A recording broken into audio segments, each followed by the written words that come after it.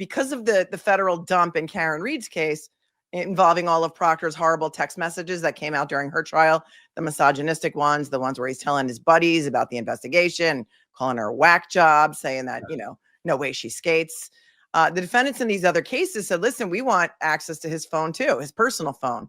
Because when you're a public official and you use your personal phone, it becomes discoverable. So they made a motion to the court in front of a different judge, not Canoni. And they said, we want Proctor's cell phone because we think that maybe because he said such horrible things about her, maybe he was also biased with regard to our investigations. And so the judge said, okay, Proctor comes in with his lawyer, and the judge says to Proctor's lawyer, Proctor's going to turn his cell phone over. The Commonwealth, the prosecution can do a total extraction of his phone, except for privileged things you're not allowed to look at.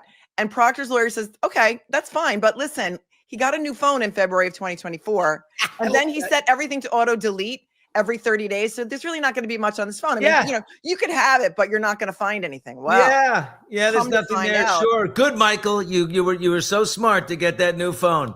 Oh, no. So it dropped on Friday that they did the extraction of his phone, and the prosecution came out and said, listen, Judge, we're going to need more time to go through this because despite what Proctor's lawyer said that there wasn't going to be anything on the phone, we've got hundreds of thousands of items to go through, including text messages, chat messages, video files, audio files.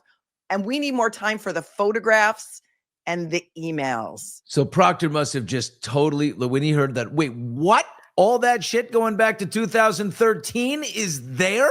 Right. Well, there's a thing called the cloud. A new phone. So. Yeah, you dumbass. It's called a cloud. He's an investigator, by the way, Melanie. The whole irony that he had no idea that his new phone, that everything was up in the cloud. This is a man who's in charge of investigating. Yeah, great investigation he did on the murder of John O'Keefe, right? Oh my God. I wonder. I imagine that's why on a Saturday he signed off on withdrawing his appeal to get his job back, because not only did the Commonwealth say, listen, we still need time to go through this stuff, but the Commonwealth said there are things that we have found in his phone that we may need to forward to to independent law enforcement agencies. What?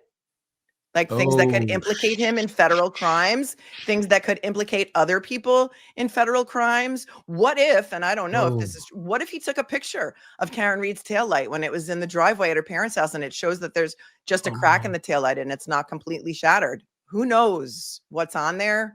But I mean, read between the lines.